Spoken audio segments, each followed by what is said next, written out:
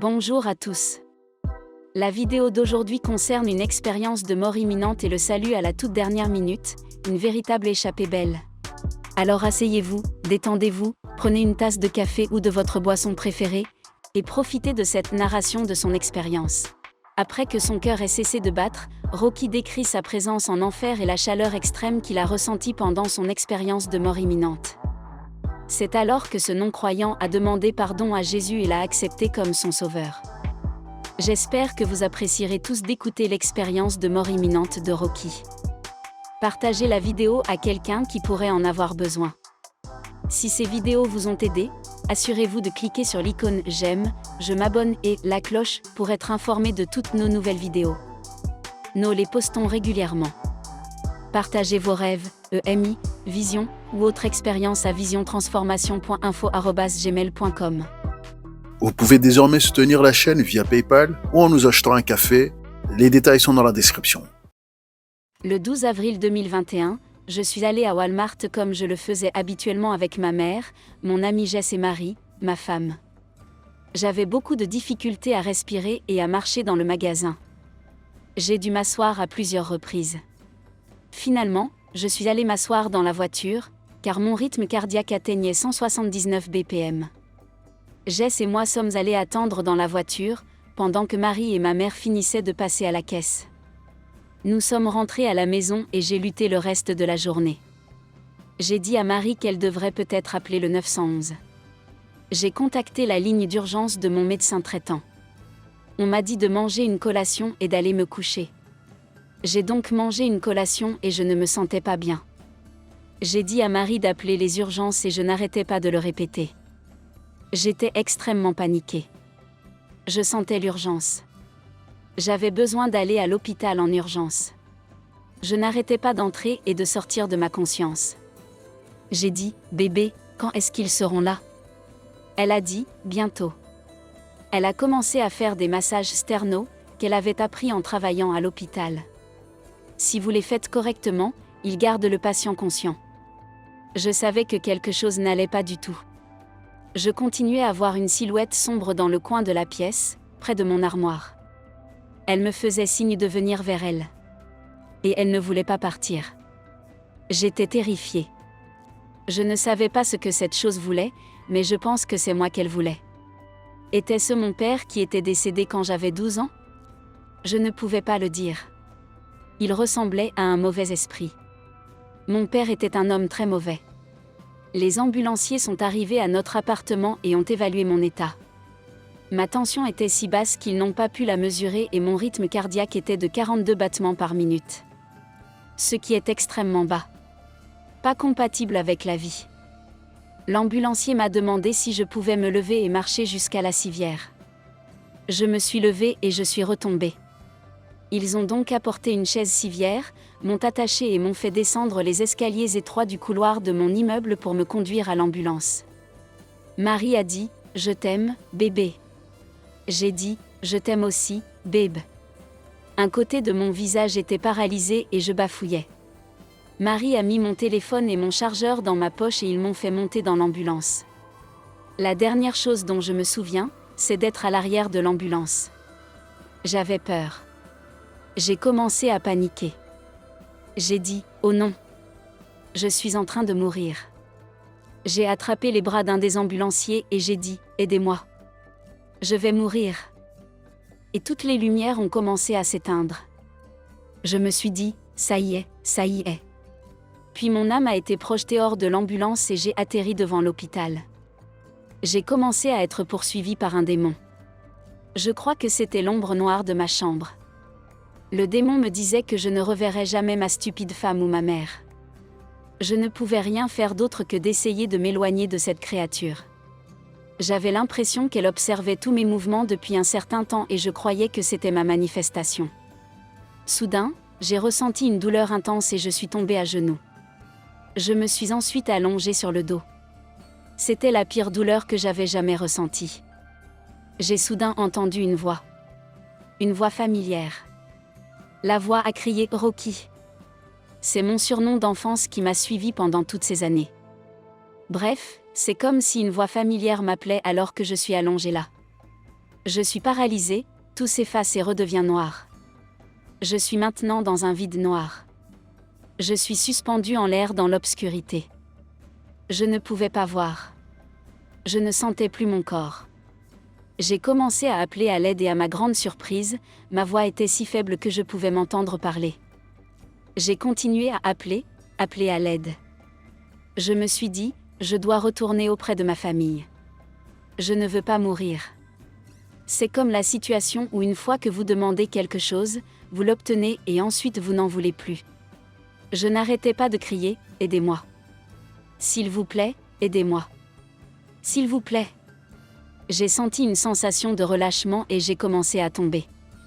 J'ai commencé à paniquer à ce moment-là et je me suis souvenu que ma mère me disait tout le temps, encore et encore, que si tu te repens, tu n'iras pas en enfer.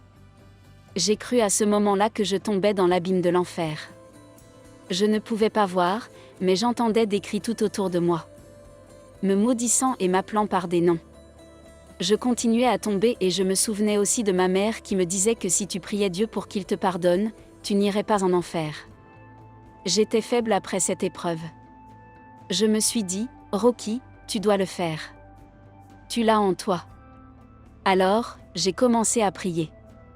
J'ai prié Dieu, s'il te plaît, pardonne-moi de mes péchés. Je te prie, ne me laisse pas mourir. J'ai alors accepté Jésus-Christ comme mon Seigneur et mon Sauveur. J'ai continué à prier et finalement j'ai arrêté de tomber. J'ai atterri sur ce qui semblait être un rocher brûlant. J'avais l'impression que mes pieds brûlaient et je sentais la chair brûler tout autour de moi. Je ne pouvais toujours pas voir. J'ai entendu une voix. Elle disait : « Ce n'est pas ton heure, mon enfant. Mais tu dois faire tes preuves. Tu dois grimper. Tu dois te traîner vers le haut et sortir de ce trou. » J'avais peur, mais sa voix était si réconfortante. J'ai commencé à grimper. Les parois de ce trou ressemblaient à des rochers pointus, et j'avais l'impression que certains d'entre eux étaient mouillés, et je n'arrêtais pas de glisser. Certains des rochers étaient chauds, d'autres étaient glissants comme de la boue. J'ai lutté pour m'extraire. J'avais l'impression de peser une tonne, mais je ne sentais même pas mon corps. Je me souviens avoir entendu des cris et des gens qui me criaient dessus. Tu ne peux pas monter là-haut, mon gros. Tu n'es rien. Tu n'as pas ce qu'il faut pour te sauver. Tu es inutile. Mais j'ai continué à grimper. Je suis arrivée tout en haut et on m'a donné la main. J'ai vu une silhouette mais pas de visage. C'était une lumière rayonnante. Je sais juste que lorsque j'ai atteint le sommet de ce trou, de ce fossé sombre, on m'a tendu la main. Qui, je le crois maintenant, était celle de Jésus. Sa main était si forte. Son contact était si réconfortant. J'avais besoin de lui et il était là. Sa présence était si étonnante. À un moment donné de ma vie, je ne croyais pas en Dieu. J'étais si amère à cause de la façon dont ma vie s'était déroulée. Mais le rayonnement du Seigneur était sur moi, pour une fois dans ma vie, je me suis sentie entière. J'avais Dieu à mes côtés et tout allait bien se passer. J'ai réussi à sortir et cette voix angélique puissante m'a dit : « Tu dois rentrer, mon enfant, ta famille t'attend. Mais avant de te renvoyer, je dois te montrer certaines choses que tu dois voir. » J'ai été ramenée à des moments de ma vie. Le premier était l'incident du couteau dans le champ en rentrant de l'école. On m'a montré tout l'incident comme si j'étais là, à côté de moi, à regarder tout ce qui se passait. On m'a demandé ce que j'avais appris de cette situation. Et si j'aurais changé quelque chose si j'avais pu revenir en arrière. J'ai répondu, j'ai vraiment des remords pour cette situation et si je pouvais revenir en arrière, cela ne serait jamais arrivé. Parce que je n'aurais jamais accepté le couteau quand il m'a été offert et j'aurais simplement parlé à quelqu'un de l'intimidation. Et, honnêtement, se battre avec les mains n'est pas la meilleure façon de résoudre un problème, mais, dans cet incident, il aurait été préférable de régler cette affaire au corps à corps, ou mieux, simplement en parlant avec ces personnes. Je souhaite aujourd'hui que cela ne se soit jamais produit et qu'on n'en soit pas arrivé là. J'aurais pu et dû faire de meilleurs choix. On m'a alors montré mon jeune moi. J'avais environ 7 ans. J'étais dans la maison de mon enfance et je sortais en douce des tranches de fromage du frigo. J'en ai pris 10. Je suis allée sur le canapé, je les ai toutes déballées et dévorées, puis j'ai enfoui les emballages entre les coussins du canapé, en espérant que personne ne découvrirait que j'avais mangé tout le fromage. Ensuite, j'ai eu une vision de moi et de mon père en train de manger un gâteau d'anniversaire. Mon père avait l'habitude de dire « C'est l'anniversaire de quelqu'un aujourd'hui, alors allons chercher un gâteau », et nous le faisions. On s'asseyait et on mangeait tout le gâteau. On m'a montré ça. La voix m'a demandé « Ai-je vu quelque chose de mal dans ces visions ?» J'ai de nouveau répondu « Oui, je ne devrais pas me gaver comme si je n'allais jamais avoir un autre repas, car je sais que j'en aurai un. Et je sais aussi qu'il y a des gens qui ne le feront pas. Il y a des gens qui ne mangent pas pendant des jours. » J'ai eu de nombreuses visions comme celle-ci et j'ai dû faire preuve de beaucoup de détermination pour lui raconter les leçons que j'avais tirées de chaque situation. J'ai été emmenée à chaque endroit, chaque lieu et chaque moment. Et j'avais appris. J'avais appris de chaque scénario. Je crois que c'est une vision de mon purgatoire. Des choses sur lesquelles je dois travailler et que je dois corriger dans ma vie actuelle. Tout à coup, tout s'est arrêté et il était parti. J'étais dans une pièce blanche et lumineuse. Peut-être pas une pièce. J'étais juste entourée de lumière et Nanny était là. Nanny est ma grand-mère qui est morte plusieurs années auparavant. Elle était si belle, mais folle. Elle m'a dit « Rock, ce n'est pas ton heure. Nous ne sommes pas prêts pour toi ici. Tu as un fils magnifique et un partenaire extraordinaire qui t'attendent et ta famille t'attend là-bas. Tu dois rentrer. » J'ai dit « Je ne sais pas où aller. » Elle a indiqué la direction à ma droite. J'ai donc pris cette direction et j'étais de retour dans mon corps. J'ai essayé de me lever mais il y avait tous ces gens qui me retenaient et j'ai dit « Oh non, je suis retenue par des démons, je suis en enfer. » Soudain, j'ai entendu une voix. Cette même vieille voix familière. « Bébé, » elle a dit, « tu vas bien maintenant. Tu es à l'hôpital, tu vas bien. » Elle a frotté ma tête, puis mon ventre et je me suis allongée. Je savais que j'étais de retour et je savais que j'étais en sécurité. Elle m'a dit de me détendre et de guérir. J'ai appris plus tard que mon cœur s'était arrêté brusquement, provoquant un arrêt cardiaque complet. Pendant le trajet jusqu'à l'hôpital, les ambulanciers, les médecins et les infirmières ont pratiqué un massage cardiaque pendant 90 minutes. Je me suis miraculeusement rétablie. J'ai passé 2 semaines à l'hôpital après mon événement. Mes reins se sont complètement guéris. Je ne suis plus anémique au fer. J'étais anémique depuis plusieurs années à cause d'un pontage gastrique. Mes taux d'hémoglobine et de vitamines étaient tous normaux. Je prends des médicaments pour la tension artérielle et des bêta-bloquants. Mais, je suis assis ici aujourd'hui, en train de taper ceci. Je suis maintenant une personne très intuitive. J'ai commencé à faire des rêves qui ont prédit des événements réels dans ma vie. Je vois des symboles dont je n'ai pas encore maîtrisé la compréhension.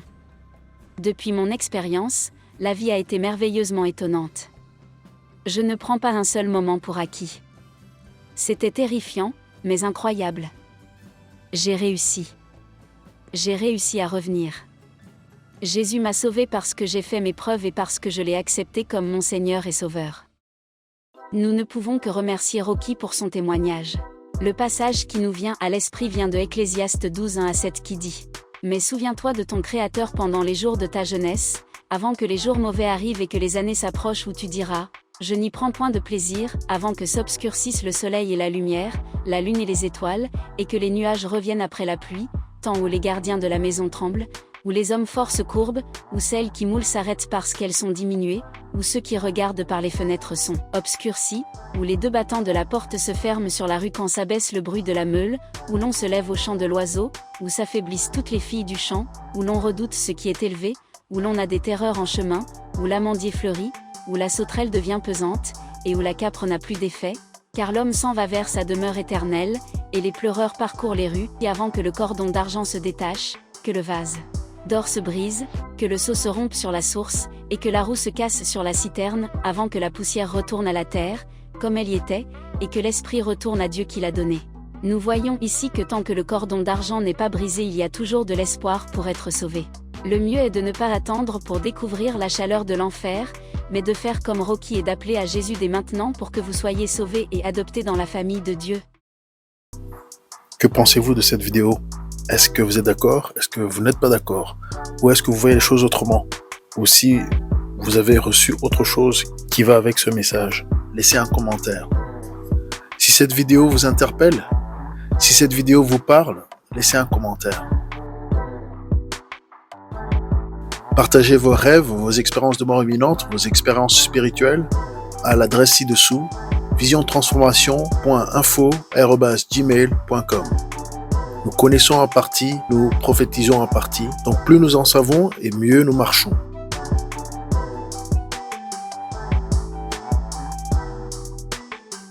Vous pouvez désormais soutenir la chaîne via PayPal ou en nous achetant un café. Les détails sont dans la description.